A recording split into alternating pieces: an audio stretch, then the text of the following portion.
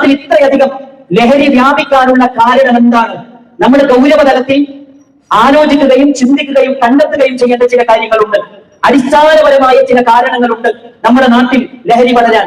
അതിലൊന്നാമത്തത്, നമ്മുടെ സമൂഹം, നമ്മുടെ വളർന്നു വരുന്ന തലമുറകൾ അവർ വിശ്വസിച്ചുകൊണ്ടിരിക്കുന്നത്, അവരുടെ മനസ്സിൽ കൊണ്ടു നടക്കുന്ന വിശ്വാസം എന്ന് പറയുന്നത് ജീവിതം ഒന്നേ ഉള്ളൂ, അത് അടിച്ചു പൊളിക്കണം എന്ന കൺസെപ്റ്റാണ്.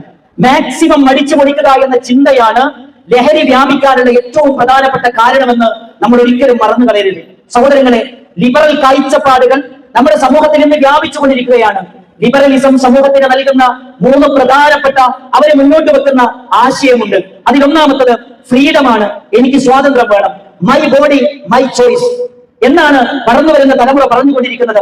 രണ്ടാമത്, അവർ ലോകത്തിന് മുമ്പിൽ വെക്കുന്ന ഏറ്റവും പ്രധാനപ്പെട്ട ആശയം എന്ന് പറയുന്നത് റൈറ്റ്, എന്റെ അവകാശമാണ് എന്നാണ് അവർ പറയുന്നത്. മൂന്നാമത് അവർ പറയുന്നത് എൻജോയ്മെന്റ്, ജീവിതം എന്ന് പറയുന്നത് ആസ്വാദനമാണ്. ഇതെന്റെ സ്വാതന്ത്ര്യമാണ്, ഇതെന്റെ അവകാശമാണ്, എനിക്ക് ആസ്വദിക്കാനുള്ളതാണ്, ഇതിൽ നിങ്ങളാരും കൈകടത്തേണ്ടതില്ല എന്ന ചിന്തയാണ് വളർന്നു വരുന്ന തലമുറയെ ഭരിച്ചുകൊണ്ടിരിക്കുന്നത്.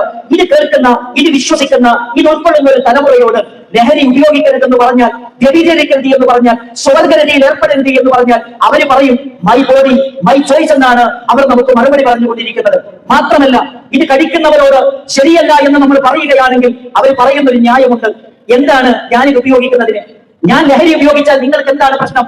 ഞാൻ സ്വർഗരതിയിൽ ഏർപ്പെട്ടാൽ നിങ്ങൾക്ക് എന്താണ് പ്രശ്നം? ഞാൻ ഫ്രീ സെക്സിൽ ഏർപ്പെട്ട് കഴിഞ്ഞാൽ നിങ്ങൾക്ക് എന്താണ് പ്രശ്നം? അത് അനുഭവിക്കേണ്ട പ്രശ്നങ്ങളെല്ലാം ഞാനല്ലേ, നിങ്ങൾക്ക് എന്തെങ്കിലും നഷ്ടങ്ങളുണ്ടോ എന്നാണ് വളർന്നു വരുന്ന തലമുറ നമ്മോട് ചോദിക്കുന്നത്. നിങ്ങൾ നോക്കൂ, ലിബറലിസത്തിന്റെ അടിസ്ഥാനം എന്ന് പറയുന്നത് ഹാം പ്രിൻസിപ്പിൾ ആണ്. ഹാം പ്രിൻസിപ്പിൾ എന്ന് പറയുന്നത് ഞാൻ ഉപയോഗിക്കുന്നത് മറ്റുള്ളവർക്ക് ഉപദ്രവകരമല്ലാത്ത കാലത്തോളം ആരും എന്നോട് ചോദിക്കാൻ വരേണ്ടതില്ല, ഇതെന്റെ നന്മയാണ് എന്നാണ്. നന്മ പഠിപ്പിക്കുന്നിടത്ത് സമൂഹത്തിന് പാളിച്ചകൾ സംഭവിച്ചിട്ടുണ്ട് എന്ന് നമുക്കിവിടെ മനസ്സിലാക്കാൻ കഴിയും. നന്മയും തിന്മയും തീരുമാനിക്കേണ്ടത് നമ്മളല്ല, മനുഷ്യനെ സൃഷ്ടിച്ച ഏകനായ സർവാധിനാഥനായ റബ്ബാണ്.